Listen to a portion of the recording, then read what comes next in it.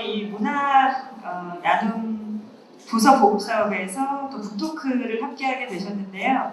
목포에 오늘 내려오셨다고 들었어요. 네. 그것도 직접 운전을 하셔서 힘드시지 않으셨어요? 네, 사실 그렇게 오래 걸릴 줄 몰랐는데 네. 운전은 남편에게 부탁을 했습니다. 아, 잘하셨습니다. 네. 자, 그럼 지금부터 이제 작가님과 관련된 이야기를 할 텐데요. 먼저 우리 또 독자분들 그리고 관객분들께 자기소개를 부탁드리겠습니다. 네, 안녕하세요. 저는 2015년도에 현대시학을 통해 시인으로 등단한 후에 작년 2022년 10월에 첫 책을 발간한 김지은이라고 합니다. 네, 반갑습니다. 소개 부탁드립니다.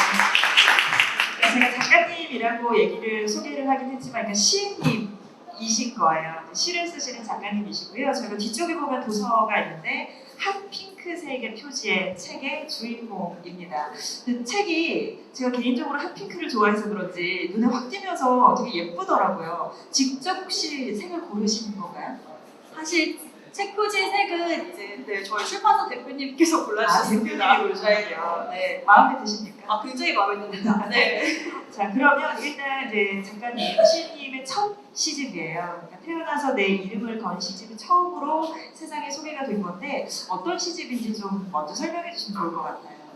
네, 제가 이제 2015년도에 등단한 후에 거의 한 10년 정도 쓴 작품을 모은 책이고요. 그리고 이제 제가 사람들과의 관계에서 만났던 어떤 소통을 하면서 느꼈던 상처라던가 이제 그런 부조리라던가 이런 것들을 최대한 아름다우면서도 끔찍하게 이미지화하려고 노력한 시집이라고 할 수 있습니다.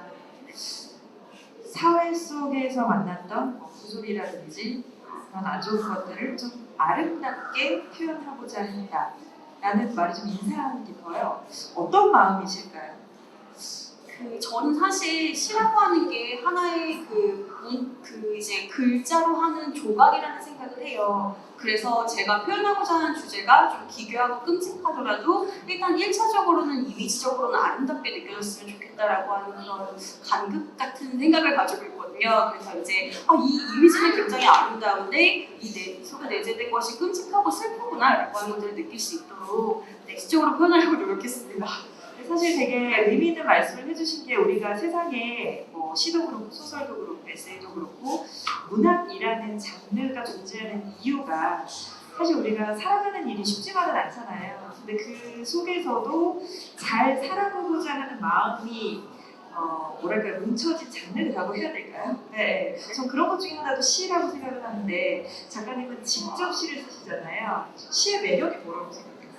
시는 일단 짧다라는 게 가장 큰 매력이지 않을까라는 게 가장 큰 매력이군요. 네. 네. 그리고 이제 시집 같은 경우에는 언제 어느 페이지를 읽어도 이제 우리가 막 긴 시간을 들이지 않고 짧게 읽고 하지만 그 여운을 길게 유지할 수 있다는 게 굉장히 큰 매력인 것 같아요. 네, 맞아요. 사실 저도 여러 장르의 책들을 읽지만 머리가 좀 복잡하거나 마음이 좀 복잡할 때는 시를 읽는 편이거든요. 얘기해 주신 것처럼 짧고 간단하게 읽을 수 있지만 마음에 남는 건 많아서 또 좋더라고요.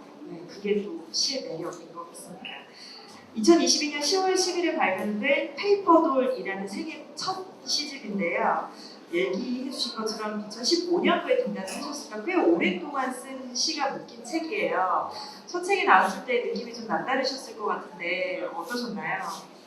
사실 저는 제가 시집을 굉장히 애독하는 독자로서 이제 가끔씩 시집을 사면 이제 이런 말씀드려 죄송하긴 하지만 굉장히 유명한 출판사에서 출간되었음에도 불구하고 한 5편 정도만 읽을 법하고 나머지는 좀 진짜 약간 이런 느낌을 받는 작품들을 좀 봤어요. 그래서 이제 만약에 내가 첫 책을 내게 된다면 나는 50편의 시가 모두 다 동일한 수준으로 쓰였으면 좋겠다라고 하는 게 일단은 1차적인 목표였어요. 그래서 저는 그렇게 다작하는 편이 아니고 한 편 쓰는데 굉장히 오랜 시간이 걸려서 이제 일단은 1차적으로 어쨌든 제 마음에 들지 않으면은 완성되었다고 생각하지 않았고요. 그래서 이제 완성도적인 면에서 조금 더 다듬어지기를 좀 기다렸더니 이렇게 시간이 오래 가더라고요. 네, 그래서 긴 숙고 끝에 탄생이 됐는데 총 58편의 시가 실려 있습니다. 물론 각각의 시마다 다양한 이야기들을 담고 있겠지만 좀 이 시집을 통해 나는 좀 이런 것들을 말하고 싶었다 혹은 이런 시를 쓰고 싶었다 하는 방향성 같은 게 좀 있으실까요? 저는 일단 아까 처음 시작할 때 말씀드렸던 그 관계성에 처음은 집중을 했었어요. 근데 이제 이 관계성이라고 하는 게 그 이제 1차적으로는 연인, 사랑으로부터 오는 이제 그 관계, 이제 그 다음에는 가족으로부터 오는 관계, 이제 그 다음에는 제가 외부에서 접하는 이제 생명들과의 관계까지 조금 그 시야가 확장되게 되더라고요. 그래서 네, 저는 일단 관계에서 오는 모든 것들을 좀 포용해보려고 노력을 했었고, 그리고 그 속에 결국 내재되어 있는 것은 사랑이라고 생각했던 것 같아요. 결국에 사랑이군요.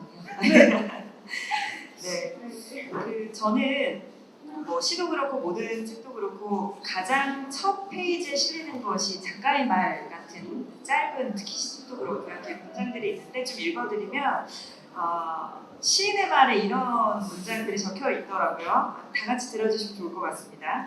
오늘은 팔을 찾으러 다녔어. 우리가 저녁마다 운동을 하던 공원. 배드민턴을 치는 큰 사람과 작은 사람. 셔틀콕. 떨어지기 위해 거기 있는 것. 어디선가 모두 하고 있을까? 내가 아닌 다른 사람과 내가 하는 것을 보고 싶다. 라고 적으셨거든요. 이럴 때 박수 한번 쳐주시면 좋습니다. 이렇게 또 타자의 목소리를 들으니까 느낌이 다르시죠? 너무 수줍습니다. 사실 가장 고민한 말 중에 하나였을 거라고 생각이 들어요. 왜냐면 독자들에게 입장에서는 시집을 제일 먼저 폈을 때 마주하는 문장이거든요. 어떤 마음을 좀 갖고 싶으셨나요? 배드민턴에 대한 마음? 일단은 저는 사실 시가 굉장히 매력적이다라고 생각하는 것이 굉장히 다양한 관점에서 해석이 가능해요. 그래서 일단 1차적으로는 공과일적으로 느껴졌으면 좋겠다라는 약간 그 마음이 있긴 했었는데, 사실은 이제 제가 전에는 이제 저도 그 20대 때는 굉장히 핫 인싸라서 모든 어떤 행사라던가 아니면 중심 자리에 제가 꼭 껴있으면 좋겠다는 생각을 했던 것 같아요. 근데 이제 좀 시간이 흐른 다음에 내가 없는 곳에서도 이제 뭔가 내가 응원했던 사람들의 삶이 지속된다면 그것만으로도 괜찮을 것 같다라고 한 생각을 하게 됐었는데요. 이제 그 제가 만났거나 혹은 이제 아직도 만나고 있거나 이제 혹은 우리의 인연이 끝난 사람들에게 보내는 이제 저만의 어떤 손맛 같은 느낌으로 썼던 시인의 말입니다. 그렇군요. 셔틀콕을 떨어지기 위해 거기에 있는 것이라고 표현한 문장에서 개인적으로 굉장히 인상이 많이 나왔습니다. 너무 동감 가는 표현이기도 했고요. 자, 이 책이 그렇게 해서 2022년 10월에 탄생을 하게 되는데 2023년 문학당 도서 보급수업의 선정 도서로 선정이 됐는데 처음 딱 연락을 받으셨을 때 어떠셨어요? 굉장히 기뻤습니다. 일단은 되게 이제 제가 아까 인싸라고 말씀을 드렸는데 약간 그 인싸랑 약간 결이 다를 수도 있긴 한데요. 사실은 어쨌든 책이 나왔다라고 하는 걸 누군가가 읽었었으면 좋겠다라고 하는 이제 그 마음이 없을 수는 없잖아요. 그래서 이제 굉장히 많은 분들이 어쨌든 심사를 하시고 그리고 이제 선정이 되었던 거라서 이제 제가 굉장히 오랫동안 고민하고 이랬던 그런 이제 지점들을 함께 이렇게 그때 공감해 주셨구나라고 하는 생각이 들어서 굉장히 감사했던 것 같습니다. 맞아요. 작가 입장에서는 내 책이 좋은 책으로 선정이 됐다는 거는 또 다른 글을 쓸 수 있는 아주 큰 동력이 되기도 하고 너무나 기쁜 일이죠. 네, 저도 정말 기뻤었어요. 예. 작가님은 왜 시를 쓰게 되셨습니까? 제일 궁금해요. 어쩌다가 시를 쓰게 되셨습니까? 사실 독자 입장에서는 시라는 장르는 아주 친근한 장르라고 말하기에는 좀 어려운 부분이 있어요. 시는 도대체 어떻게 쓰는 거지? 라는 생각도 좀 들어요. 얘기해 주시면 좋을 것 같습니다. 예. 사실 제가 맨 처음에 시를 썼던 마음은 그렇게 이제 막 문학을 하겠다 이런 마음은 아니었고요. 저 문학의 동창이 오늘 응원해주러 와 있어서 말하기가 좀 부끄럽긴 한데 제가 이제 고등학교 때 학교를 안 가고 싶은 마음이 굉장히 컸어요. 근데 이제 저희 집이 굉장히 고지식하고 엄격하셔가지고 부모님이 절대 문학을 안 주시는 거예요. 근데 이제 학교에서 뭐 대학교 100일장 같은 데를 이제 나갈 수 있는 자격을 갖추면 거기 가는 날 학교를 빼주시겠다고 하신 거예요. 그래서 이제 그 100일장에 나가려고 시를 썼다가 선생님들이 막 칭찬해 주시더라고요. 그래서 약간 이런 성취감? 내 생애 처음 느껴보는 성취감? 네, 그래서 이제 뭔가 나도 잘하는 게 있구나라는 그때부터 좀 생각하게 되었던 것 같습니다. 그러니까 학교에 가기 싫어서 응모를 했던 시가 당선이 되면서 또 칭찬을 듣고 그래서 내가 시에 재능이 있구나라고 느끼셨던 건가요? 네, 생각보다 무엇보다 이제 그 무언가 창조를 한다라고 하는 감각이 굉장히 좋았고요. 그리고 이제 거의 또 누군가들이 막, 오, 이제 잘하는데? 라고 칭찬해 주시니까 사실 정말 처음 받아보는 칭찬이었거든요. 그래서 되게 뿌듯하고 좋았던 것 같습니다. 근데 궁금한 것이 그때 그 백일장에 응모를 할 때 장르가 시 말고 다른 것도 있지 않았나요? 시만 있었나요? 시랑 소설이 있습니다. 아, 네. 둘 중에 시를 선택하신 거잖아요. 네. 이유가 있었나요? 아, 짧아서? 네. 짧아서. 네. 짧아서. 네. 소설은 길잖아요. 그렇죠? 맞아요. 네. 짧지만 매력적인 장르 시. 네. 근데 작가님은 그러면 이제 평소에 이제 시를 쓰실 때나 뭐 작품 작업을 하실 때 모티브가 된다거나 좀 이런 것에서 영감을 얻는다 하는 것들이 있을까요? 네, 저는 사실 이제 영상적인 부분에서도 많이 영감을 얻는 편이고요. 그리고 소설같이 이제 서사가 있는 어떤 그런 책에서도 많이 영감을 얻는 편인 것 같아요. 좋아하는 뭐 영화나 뭐 소설이 있으신가요? 네, 저 중경삼립 이런 영화 굉장히 좋아하고요. 왕가의 감독. 아, 네, 맞습니다. 저도 팬입니다. 아, 네, 그 감독 영화에서 굉장히 많이 영감을 받았고요. 네. 네, 그리고 작가는 조금 보편적일 수도 있긴 하지만 무라카미 하루키 정말 좋아합니다. 하루키는 뭐 정말 전 세계적으로 가장 많은 독자를 보유한 작가 중에 한 명이니까요. 네, 그렇군요. 그러니까 시를 쓰시는 이제 시인인데 오히려 다른 장르의 문학을 통해서 영감을 얻으시는군요. 그것도 흥미롭네요. 그럼 다른 시인의 시는 많이 안 읽으십니까? 저는 일단은 사실은 제가 시를 쓰고 있긴 하지만 생업으로는 이제 뭐 대학이나 혹은 도서관에 강연을 하고 있어서요. 그래서 일단은 네, 직업적으로 나오는 책들은 다 시집을 다 읽으려고 하고 있습니다. 그러면은 글쓰기라는 걸 하시는 네네. 거예요? 선생님이자 시인으로 살아가고 계시거든요. 그럼 궁금한 게요. 글을 쓸 때에 나와 또 글쓰기를 가르치는 나는 또 다른 부분도 있을 것 같은데 어떠세요? 네, 사실 네, 글쓰기를 가르친 선생님의 입장에서는 성실함을 가장 네, 학생들에게 이제 좀 이렇게 주입하려고 하는데 저는 불성실한 편입니다. 작가로서의 저는 네, 조금 불성실하지 않나라는 이런 모순적인 선생님. 네. 맞아요. 사실 뭐 뭐든지 간에 성실함은 굉장히 중요한 요소인데 그럼 작가님은 평소에 뭐 이 성실함을 지키기 위한 작업 루틴이라든지 혹은 나만의 글쓰기 습관 같은 게 좀 있으실까요?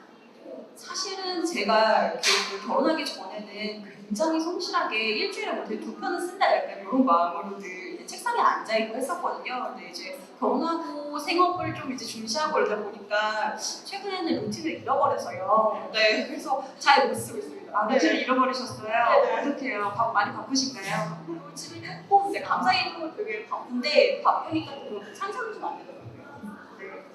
또 그런 바쁜 일상들이 그 작가님의 글쓰기의 원천이 돼서 나중에 더 좋은 시로 탄생하기를 응원하겠습니다. 감사합니다. 자, 뒤쪽에 보시는 우리 작가님의 첫 책, 핫핑크색 페이퍼돌. 일단 이 페이퍼돌이라는 이제 제목도 굉장히 인상적인데요. 이 제목은 좀 어떻게 탄생하게 된 건가요? 물론 시인의 작품 중에 하나의 제목이겠지만 네, 그런 것도 좀 궁금해요.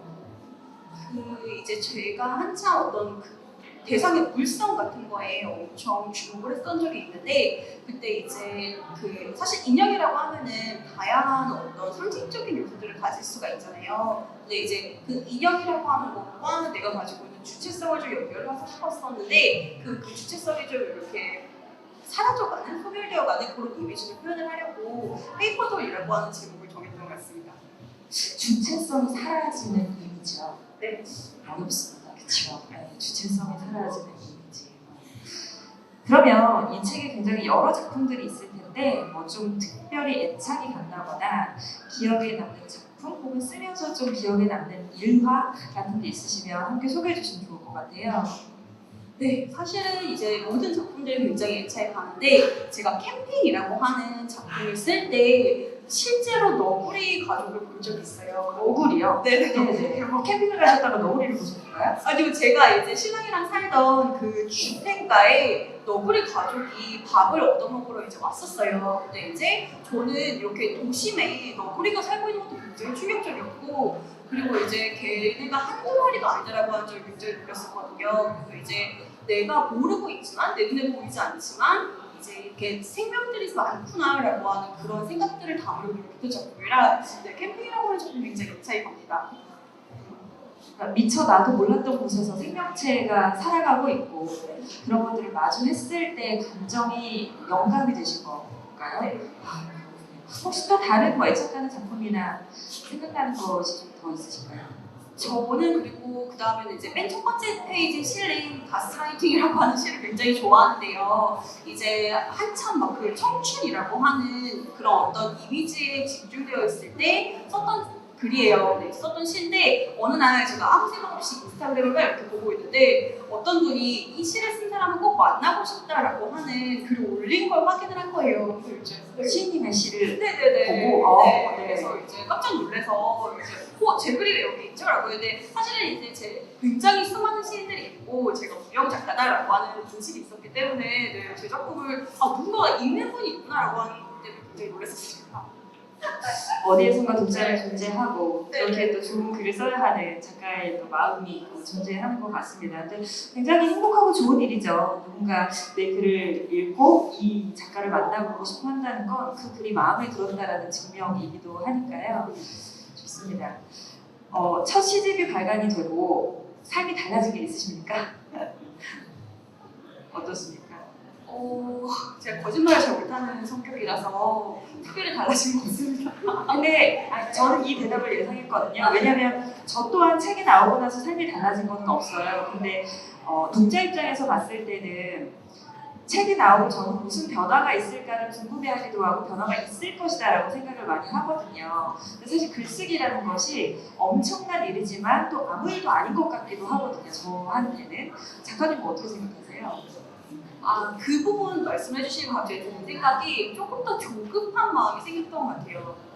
책이 나오고 난 이후에요? 네네. 왜 그랬을까요? 이제 아무도 안 읽어줄 것이야라고 하는 걱정이 좀 일단 앞섰고요. 그 다음에는 혹시나 이제 읽어주신다고 해도 제가 이제 아까 목표했던 50편의 균이라는 어떤 그런 분위기가 이제 저는 이제 의도를 했는데 그런 의도를 또 이제 제가 바랬던 것과 다른 평가를 받을 것 같아서 굉장히 불안했던 것 같아요.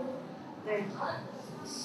맞아요. 글쓰기는 오히려 쓰면 쓸수록 실력이 느는 게 아니라 쓰면 쓸수록 두려워지는 부분도 있는 것 같아요. 왜냐면 내가 이전에 썼던 글보다는 더 좋은 글을 써야 한다는 압박 같은 생각도 좀 들기도 하고 어쨌든 작가님께서도 두 번째 책, 세 번째 책 오래오래 쓰고 싶으실 텐데 부담이 좀 되시죠? 어떠세요? 네, 굉장히 부담이 되고 이제 첫 책이 나오고 났더니 제 주변 이제 시인 선생님들이 그럼 두 번째 책은 언제 나오니? 라고 벌써 물어보시는 거예요. 그래서 저 이거 책 내는데 7년 걸렸는데요? 라고 말씀드렸는데 이제 감각을 어느 정도 익혔을 때니까 좀 더 빨리 내봐라 라고 말씀하시더라고요. 맞아요. 약간 그런 거거든요. 이제 아기 첫째를 낳은 이제 부모들이 가장 많이 받는 질문 중 하나가 둘째는 언제? 이런 질문 바로 받거든요. 굉장히 부담스러워요. 네. 마치 그런 맥락이지 않을까 하는 생각이 좀 드는데 작가님께서는 처음에 이제 공모전의 일환으로 시를 썼다라고는 했지만 어쨌든 그 이후에 계속 시를 놓지 않고 시를 계속 썼기 때문에 등단까지 이어진 거잖아요. 계속 그렇게 시를 쓸 수 있었던 원동력 혹은 마음은 무엇이었을까요? 일단은 시라고 하는 예술 장르에 굉장히 매혹됐던 것 같고요. 그래서 사실은 지금도 쓴 지 한 2달 정도 됐는데 계속 쓰고 싶다라고 하는 마음이 엄청 커요. 그래서 매일 잠들기 전에 오늘은 진짜 한 번도 못 썼네 라고 하는 자책이 되게 앞서거든요. 그래서 이제 일단은 시를 굉장히 사랑하게 된 것 같고요. 네, 그 다음은 이제 주변 분들이 많이 응원해 주시기도 했고 그리고 이제 사실은 제가 아까 선생님들한테 처음 받아보는 칭찬이에요 라고 말씀드렸는데 계속 사실은 저는 엄청 사고뭉치였어요. 네, 그래서 이제 내가 처음으로 인정받을 수 있는 무언가가 있어 라고 하는 걸 확인을 받았을 때 계속 잘하고 싶다라고 하는 욕심이 나더라고요. 네. 만약에 그때 그러면은 시가 아니라 뭔가 뭐 예를 들면 그림 혹은 다른 종류의 글로 칭찬을 받았다면 그쪽으로 가셨을까요? 어떻게 생각하세요? 그렇진 않을 것 같아요. 그래도 시를 선택했을 것 같으세요? 네. 그렇군요. 그러니까 시를 사랑하고 관심이 있었던 마음이 좀 일찍이 있으셨던 것 같아요. 청소년기에도 시집을 읽는다거나 이런 거 좋아하셨나요? 사실 저는 청소년기에도 소설을 읽는 걸 좋아했어요. 소설. 네. 근데 또 그게 또 시로 이렇게 네. 발현이 됐습니다. 사실 어제 저희가 다른 그 시인분 만나서 또 이야기를 하는데 그분은 소설을 쓰고 싶어서 글을 시작을 했는데 소설 쓰기에 시가 도움이 된다고 해서 시집을 읽었다가 시의 매력에 빠져서 시인이 된 케이스도 있으시더라고요. 근데 작가님은 어떠세요? 나중을 생각했을 때 소설을 좀 한번 써보고 싶다라는 마음은 드시나요? 네, 언제나 있죠. 아. 그 마음은 언제나 있습니다. 네. 네. 나중에 꼭 한번 도전해 보시길 바라겠습니다. 저희가 이제 책 이야기 계속 하고 있는데 작가님도 이제 당연히 글을 쓸 때나 혹은 일상생활을 살아가면서 나름의 스트레스를 받을 때도 있으실 것 같아요. 스트레스 해소법이 있다면 어떤 게 있으실까요? 네, 저는 미국 드라마를 봅니다. 미국 드라마, 네. 미드를 네, 좋아하시는데요? 미드를 엄청 좋아해서요. 네. 네, 하루에 하루 종일 볼 수 있어요. 네. 네, 미드의 매력이 뭐라고 생각하십니까? 일단은 지금 우리나라의 문화와는 좀 다른 결들이 있어서 그리고 일단은 땅이 넓으니까 이제 그 넓은 땅에서 오는 상상력들이 조금 다르다라는 생각이 좀 들었었거든요. 그리고 이제 무기 같은 경우도 우리는 뻔해봤자 이제 칼 이런데 일단 미국 같으면 무기도 굉장히 다채롭고 네, 스릴러 이쪽을 되게 좋아하거든요. 나중에 스릴러 소설 쓰시는 거 아닌가 모르겠어요. 굉장히 꿈입니다. 아, 정말 네. 관심이 네, 있으시군요. 관심 네, 있습니다. 좋습니다. 그러면 그 작가님께서는 좋아하는 다른 시인이 있으신가요? 그럼요. 저도 누구를 좋아하실까요? 저도 이제 김수영 시인 굉장히 좋아하고요. 김수영 시인, 네. 기영도 시인도 굉장히 좋아하고 기영도 시. 네, 최승자, 이현주, 박서원 시인 굉장히 좋아하고 네. 저도 개인적으로 최승자 시인의 시를 굉장히 좋아하는데 약간 좀 결이 뭐랄까요? 가난, 고통, 슬픔, 약간 이런 결들이 있거든요. 그런 쪽이십니까? 네, 맞습니다. 제가 그렇거든요. 아, 그래서 저도 최승자 굉장히 좋아하고 지금 생각나는 건 최승자 시인의 아주 여러 좋은 작품들이 많지만 그 떠오르는 시구가 괴로움, 외로움, 그리움, 내 청춘의 트라이앵글. 이 시구 진짜 좋아하거든요. 왜냐면 저도 제 청춘을 생각해보면 그랬던 것 같아요. 외로움, 괴로움 이런 게 정말 많았던 것 같거든요. 근데 그걸 가지고 외로움, 괴로움, 그리움, 내 청춘의 트라이앵글이라고 표현을 했다라는 게 이래서 시인이구나 하는 생각이 좀 들었거든요. 네. 작가님도 좀 생각나는 시구가 있으시거나 혹은 뭐 소개해주고 싶은 시인이 있으시다면 같이 해주셔도 좋을 것 같아요. 이 시집을 추천해주셔도 좋고요. 우리 관객분들에게.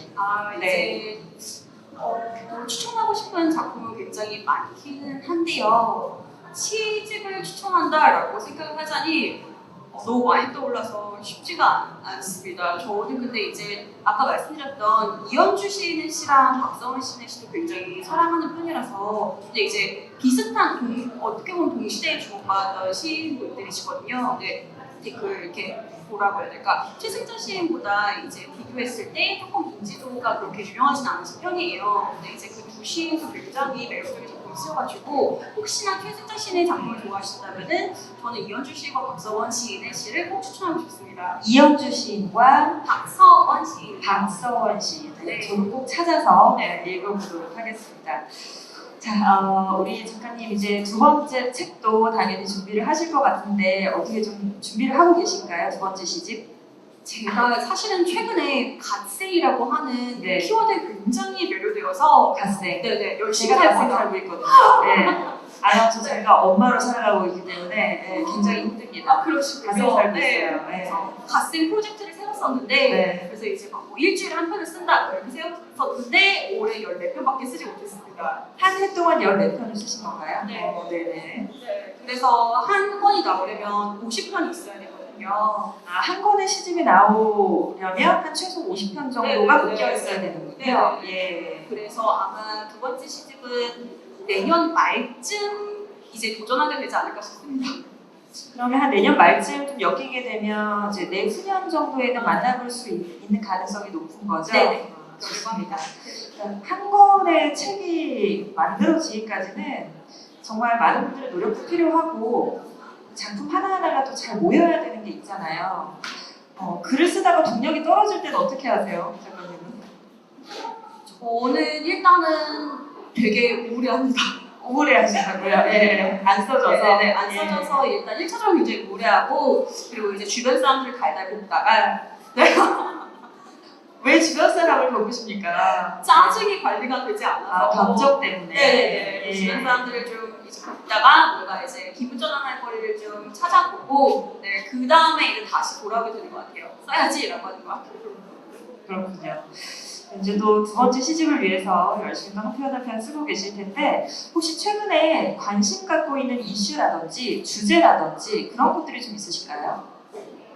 저는 사실은 이제 첫 번째 시집에서는 어떤 자기 파괴적인 이미지하고 이제 그런 상처, 슬픔 이런 쪽에 굉장히 매혹됐던 것 같아요. 그래서 이제 거기 그 순간을 포착해내는데 굉장히 집중했었는데 두 번째 시집에서는 조금 더 발전된 조금 더 발전된 그런 슬픔과 상처에 대해서 깊이 있고 그리고 이제 이것이 개인적인 일이 아니라 조금 더 확장될 수 있는 그런 시상들을 구성하고 있습니다.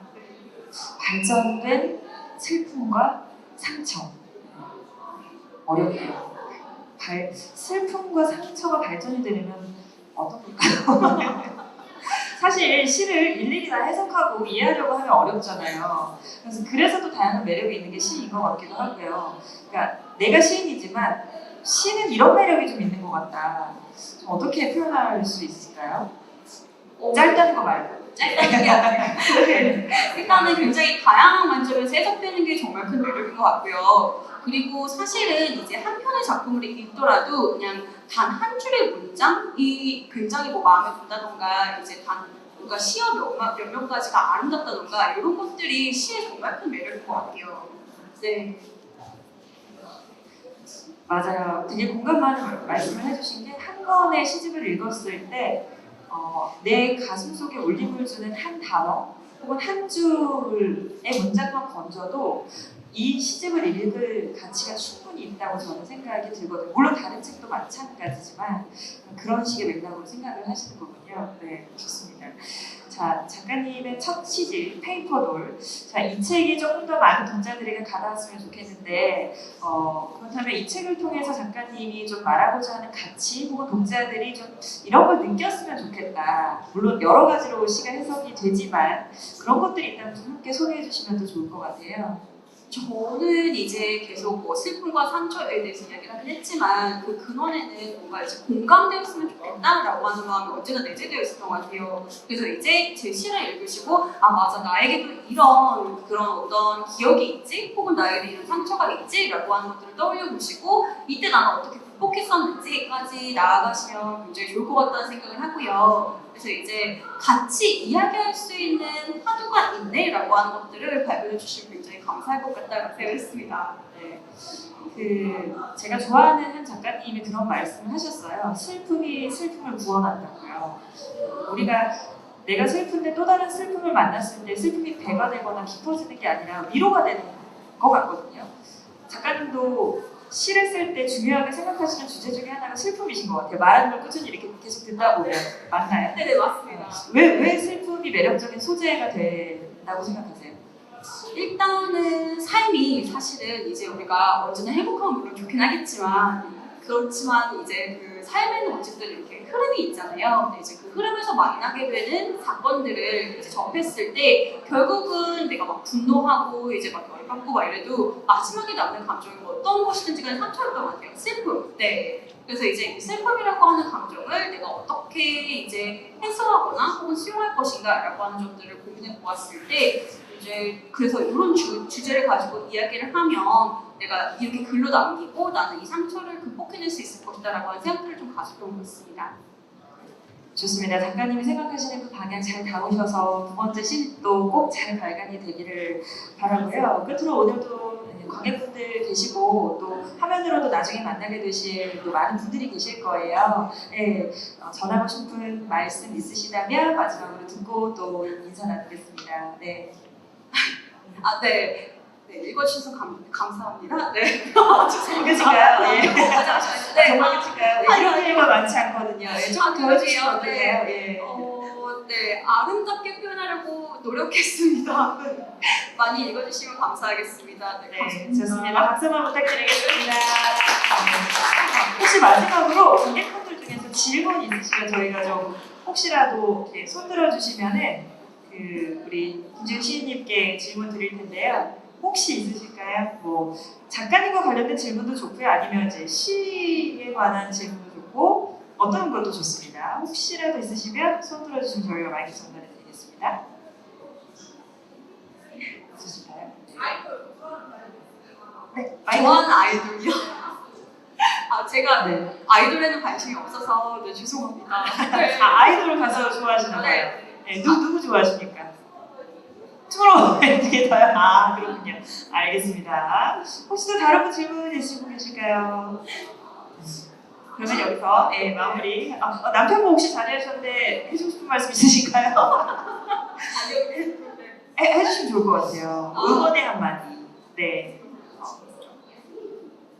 네. 시인을 아내로 둔 신경이 어떠십니까? 제가 궁금하네요. 네. 시인과 같이 사는 삶이란 어떤 게 있을까요? 저는 이과 계열의 그런 일을 하고 있고 그런 공부를 했고 그래서 이렇게 감정적으로 이렇게 감정이 순식간에 변하는 사람을 저는 처음 만나봤어요. 많이 힘드셨겠어요? 근데 저는 항상 응원하고 있고 그 어떤 감정을 저한테 털어놔도 저는 다 받아줄 수 있으니까 모든 순간에 저는 항상 응원하고 있습니다. 최고의 응원이네요. 감사합니다. 다행이에요. 원래 이런 사람 옆에는 이런 기질의 다른 기질의 사람이 또 보완이 될 수가 있는 거거든요. 두 분 영원히 사랑하세요. 네. 감사합니다. 여기서 마치겠습니다.